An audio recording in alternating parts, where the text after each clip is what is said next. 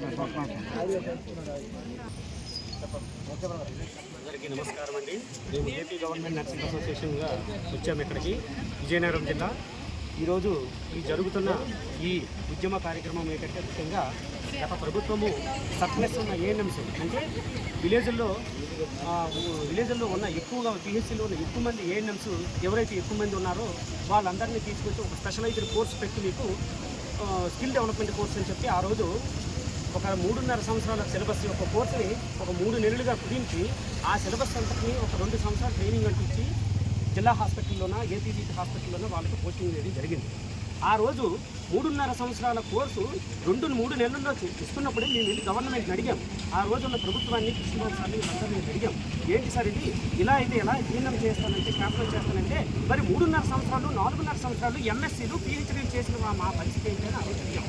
అడిగితే ఏమని చెప్పారంటే మా పిల్లల పరిస్థితి ఏంటి, నెక్స్ట్ వచ్చే తరాల పరిస్థితి ఏమిటని అడిగితే ఆ రోజు ప్రభుత్వం ఏం చెప్పిందంటే ఈరోజు ఎవరైతే ఎందుకు ఆ రోజు అడగలేదని ఈరోజు ఎవరైతే ఏఎన్ఎంకి జిఎన్ఎంగా మారిన వాళ్ళు అంటున్నారో మేమందరం వెళ్ళి అడిగాము ప్రభుత్వాన్ని. ఆ రోజు మేము వెళ్ళి అడిగాను మేము ప్రభుత్వాన్ని అడిగి ఏం చెప్పిందంటే ఇది స్కిల్ డెవలప్మెంట్ కోర్సు మాత్రమే, వాళ్ళకి స్టాఫ్ నర్స్ పొజిషన్లో ఎలా కూర్చుని పెడతాము, ఇది 3 నెలలు ట్రైనింగ్, 3 నెలలు ఒక థియరీ కోర్సు, 2 సంవత్సరాలు ట్రైనింగ్ అని చెప్పి వాళ్ళని అలాగ పెట్టి హాస్పిటల్లో ట్రైనింగ్ ఇవ్వడం జరిగింది. సరే అడిగాము, స్కిల్ డెవలప్మెంట్ కోర్స్ కదా మనం ఎప్పుడు కూడా అబ్జెక్షన్ చేయకూడదు. స్కిల్ డెవలప్మెంట్ కోర్స్ అన్నప్పుడు ఎవరికైనా ఈ సమాజంలోనా కాన్స్టిట్యూషన్లోనా ఏముందంటే ఎవరైనా చదువుకోవచ్చు, ఎవరైనా చదువుకురావచ్చు, స్కిల్ డెవలప్మెంటే కదా మరేం ప్రాబ్లం లేదా అనుకుంటే మమ్మల్ని ఆ రోజు పంపించేసాం. మేము వచ్చేసాం. సరే ట్రైనింగ్ అయ్యింది. ట్రైనింగ్ అయితే ఈ రోజు రీసెంట్గా ఆ ట్రైనింగ్ పేరు ఇంటెన్సిఫైడ్ జనరల్ నర్సింగ్ కోర్సు. ఇదేంటిది కొత్తగా ఇంటెన్సిఫైడ్ జీఎన్ఎం కోర్సు అని ఆ రోజే అనుకున్నాం. అడిగాం, సరే మాకు అన్యాయం చేయమన్నారు. నర్సెస్ స్టాఫ్ నర్సెస్ ప్లేస్లో వాళ్ళు ఇవ్వమని సరే వేరే పోస్ట్ ఏదో ఇస్తామన్నారు. Okay no problem. ఇప్పుడు వచ్చిన నెక్స్ట్ ఏంటంటే రీసెంట్గా 115 జీవోని రిలీజ్ చేశాం. ఈ 115 జీవో రిలీజ్ చేయడం వల్ల ఈ 115 జీవోని రిలీజ్ చేశారు. ఈ 115 జీవో యొక్క ముఖ్య ఉద్దేశం ఏంటంటే ఆల్రెడీ ఆ ఏఎన్ఎంస్ అనే వాళ్ళు ఆల్రెడీ రెగ్యులర్ పోస్టుల్లో ఉన్నారు. వాళ్ళకి మా యొక్క అభ్యర్థన ఏంటంటే మా ఏఎన్ఎం సిస్టర్స్ వాళ్ళందరికీ మా యొక్క అభ్యర్థన ఏంటంటే ప్రభుత్వానికి వాళ్ళకి హెచ్డీ ప్రమోషన్స్ సిహెచ్ఓ ప్రమోషన్స్ ఇచ్చి వాళ్ళని కూడా కాపాడండి. వాళ్ళకి ప్రమోషన్స్ ఇవ్వండి. వాళ్ళ ప్రమోషన్స్ వాళ్ళకు ఉన్నాయి. వాళ్ళని ఇప్పుడు ఎవరైతే వాళ్ళు కంప్లీట్ చేసి 2 సంవత్సరాలు అయిందో అలా నెలల తరబడి డిప్యూటేషన్ చెప్పి ఇంకా పెంచుతున్నారు. అయిపోయింది వాళ్ళ టర్మ్. అయినప్పటికీ ఎందుకు పెంచుతున్నారో మాకు అర్థం కాలేదు. తీరా రీసెంట్గా 115 జీవోని ప్రభుత్వం రిలీజ్ చేసింది. ఈ 115 యొక్క జీవో ముఖ్య ఉద్దేశం ఏంటంటే ఏ హాస్పిటల్లో అయితే స్టాఫ్ నర్స్ పోస్టులు ఖాళీగా ఉన్నాయో రెగ్యులర్ వేకెన్సీలో ఉన్నాయో ఆ రెగ్యులర్ వేకెన్సీలో ఇప్పుడు కంప్లీట్ చేసిన ఇంటెన్సిఫైడ్ వాళ్ళని ఫిలప్ చేస్తాం స్టాఫ్ నర్సులుగా అన్నారు. ఇదేంటిది అని చెప్పి మళ్ళీ మేము ప్రభుత్వాన్ని అడిగాము, ఇదేంటి సార్ ఎలా అని చెప్పి. ఇదేమీ కాదు, మీకేమి అన్యాయం జరగదని అన్నారు. ఇప్పుడు మేము అడిగేది ఏంటంటే ప్రభుత్వానికి 115 జీవోని రద్దు చేయాలి. ఎందుకంటే ఆ స్టాఫ్ నర్సెస్ రెగ్యులర్ వేకెన్సీలు ఫిలప్ చేసి 2,000 మందిని ఒకేసారి రెగ్యులర్ వేకెన్సీలు ఫిలప్ చేస్తే ఇప్పుడు కాంట్రాక్ట్గా పనిచేస్తున్న ఏళ్ల తరబడి కోవిడ్లో పనిచేసి కష్టపడిన కాంట్రాక్ట్ స్టాఫ్ నర్సులు పరిస్థితి ఏమవుతుంది? ఒకటో పాయింట్. వాళ్ళకేమని చెప్తారు. రెండో పాయింట్, ఆల్రెడీ బీఎస్సీలు ఎంఎస్సీలు పిహెచ్డీలు డిఎన్ఎంలు చదివిన వారి సంగతి ఏంటి? సంవత్సరానికి నియర్లీ ఒక 10,000 మంది రిలీవ్ అవుతున్నారు. మరి వాళ్ళకెవరు పోస్టింగ్ ఇస్తారు? వాళ్ళ సంగతి ఏంటి? ఇంత లక్షల ఖర్చు పెట్టి చదివిన వాళ్ళ పరిస్థితి ఏంటి అని ప్రభుత్వాన్ని అడుగుతున్నాము. వాళ్ళకేమని చెప్తారు సమాధానం? ఇప్పుడు మూడోది మేము ముఖ్యంగా అడిగేది ఏంటంటే 2,000 మంది చదువుకోవచ్చు.